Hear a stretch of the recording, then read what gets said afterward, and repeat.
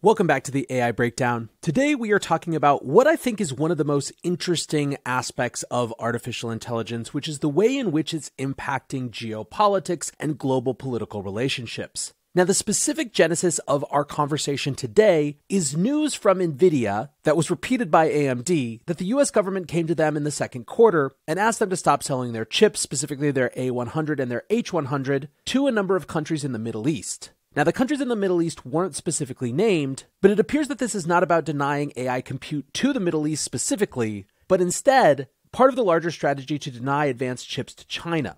We'll get a little bit more into the specifics of this news story in just a moment, but first let's put this in a larger context. In December 2022, just after ChatGPT was released, the Brookings Institution released a paper called The Geopolitics of AI and the Rise of Digital Sovereignty. The paper threw it all the way far back to September 2021, when the Trade and Technology Council of the US and the EU held their first summit. Now, obviously, tensions with China had been ratcheting up for a number of years at that point. Remember, one of the things that was notable about the 2020 elections was that one of the only things that Biden and Trump agreed upon was that the US needed to take a strong hand against China. In fact, one of the points of competition was not a difference of opinion there, but who would or wouldn't be more opposed to the country. Now, bringing it back to this Trade and Technology Council meeting in 2021, following that meeting, the US and the EU, quote, declared their opposition to artificial intelligence that does not respect human rights and reference rights-infringing systems, such as social scoring systems. During the meeting, they clarified that, quote, the United States and European Union have significant concerns that authoritarian governments are piloting social scoring systems with an aim to implement social control at scale. These systems pose threats to fundamental freedoms and the rule of law, including through silencing speech, punishing peaceful assembly and other expressive activities, and reinforcing arbitrary or unlawful surveillance systems. Now, as Brookings makes clear, the target of the criticism was clearly China. And what was happening was that a new technology, or at least a technology that was coming into greater prominence in the public conversation, artificial intelligence, had real implications for how much control China in this case, but really any authoritarian government, had in the ability to surveil its citizens. AI is, of course, a technology that is predicated upon and takes advantage of huge amounts of data. China is no stranger to that data, as the US and the EU pointed out, using it as part of a larger social credit scoring system. And so the concern was that AI, harnessed to these authoritarian ends, could further undermine human rights. Now, this Brookings research paper in 2022 basically argued that these increasing geopolitical concerns, quote, threatened existing forms of interconnectivity, causing markets for high technology to fragment, and to varying degrees retrench back into the nation state. And in many ways anticipating what the conversation has been this year, the piece writes, the ideological differences between the three great powers could have broader geopolitical consequences for managing AI and information technology in the years to come. Control over strategic resources such as data, software, and hardware has become paramount to decision makers in the United States, the European Union, and China, resulting in a neo-mercantilist-like approach to governance of the digital space. Resurfacing neo-mercantilist ideals are most visible in the ways that trade in semiconductors is being curtailed, but they are also apparent in discussions over international data transfers, resources linked to cloud computing, the use of open source software, and so on. These developments seem to increase fragmentation, mistrust, and geopolitical competition. Now, Brookings predicts, quote, as technological decoupling deepens, China will seek to maintain its goal of achieving self-sufficiency and technical independence, especially from high-tech products originating in the US. The piece concludes, undoubtedly, AI will continue to revolutionize society in the coming decades. However, it remains uncertain whether the world's countries can agree on how technology should be implemented for the greatest possible social benefit. As stronger forms of AI continue to emerge across a wider range of use cases, securing AI alignment at the international level could be one of the most significant challenges of the 21st century.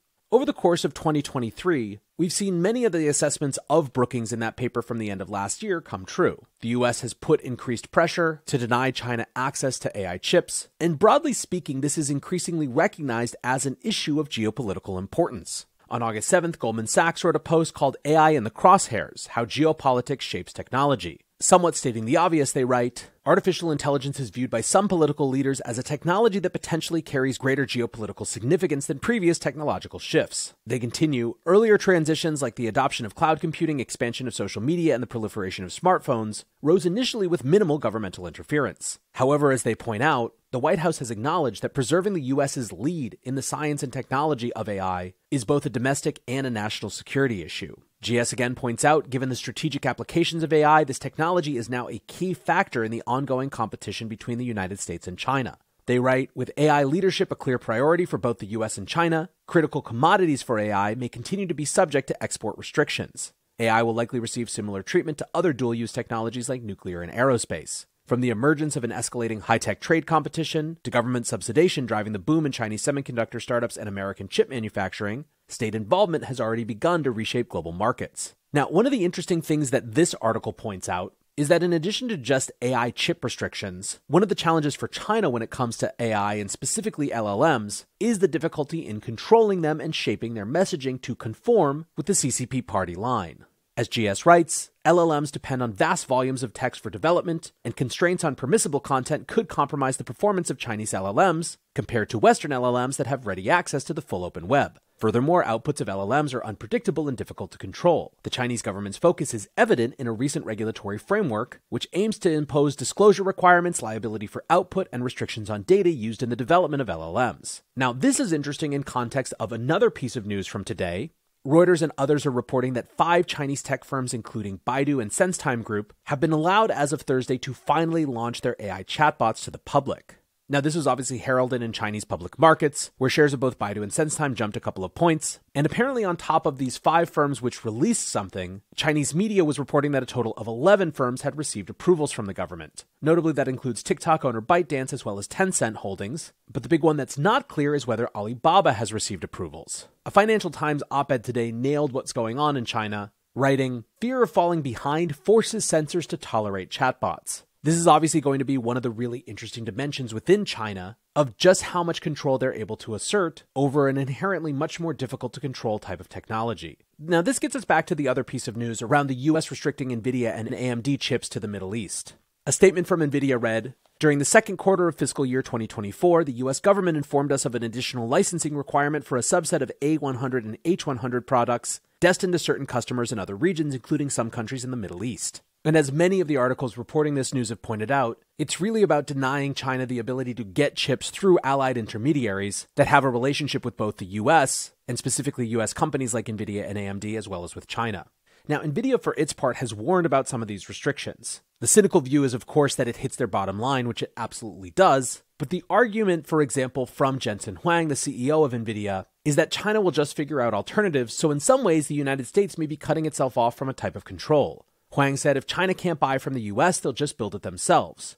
Now, still, it's pretty clear that his was an economic argument more than a political argument. He continued the US has to be careful. China is a very important market for the technology industry. If we are deprived of the Chinese market, we don't have a contingency for that. There is no other China, there is only one China. He said if the American tech industry requires 1/3 less capacity due to the loss of the Chinese market, no one is going to need American fabs. We will be swimming in fabs. If they're not thoughtful on regulations, they will hurt the tech industry. Compare this with an article from yesterday from the South China Morning Post called Tech War, China exploring ways to make its own AI memory chips despite US sanctions. The article reads, China is exploring ways to produce its own high-bandwidth memory, the next generation of memory chips tailored for AI processors, as it pushes ahead with a semiconductor self-sufficiency drive amid US sanctions. While it will be an uphill battle to catch up with global leaders, the Chinese government has determined that the country must become self-sufficient in HBMs even though it may take years. Now, interestingly, it is not just China and the US who are thinking about the geopolitical role of AI in chips. Reuters from a week ago writes Germany plans to double AI funding in race with China and US. The article reads, Germany plans to almost double its public funding for artificial intelligence research to nearly €1 billion over the next 2 years, as it attempts to close a skills gap with sector leaders China and the United States. Germany envisages creating 150 new university labs for AI research, expanding data centers, and making accessible the kind of complex public data sets from which AI techniques can tease out new insights. A major undertaking in a country where cash transactions are common and the fax is not yet extinct. Still, from a scale perspective, Reuters points out, quote, it is dwarfed by private spending in the US, which reached $47.4 billion in 2022, almost double Europe's total spend and well ahead of China's $13.4 billion. Meanwhile, as I pointed out in previous episodes, in addition to the domestic and economic competitive aspects of the AI battle, the military side continues ahead full steam as well. On August 19th, the Wall Street Journal wrote a piece, for example, about the race between China and the US around AI-powered drone swarms. The takeaway of all this is just a reminder that AI, more than most technologies than we've seen, and certainly in the last few decades, has immediate, clear, and profound geopolitical implications. This adds complications to every dimension of the industry, from who and how it gets funded, to policy and regulations, to the business operations of startups and companies within it, etc., etc., etc. It's a really interesting space, and I will, of course, continue to keep you updated as shifts at this intersection of AI and geopolitics start to occur. For now, that is going to do it for today's episode. Thanks for listening or watching as always, and until next time, peace.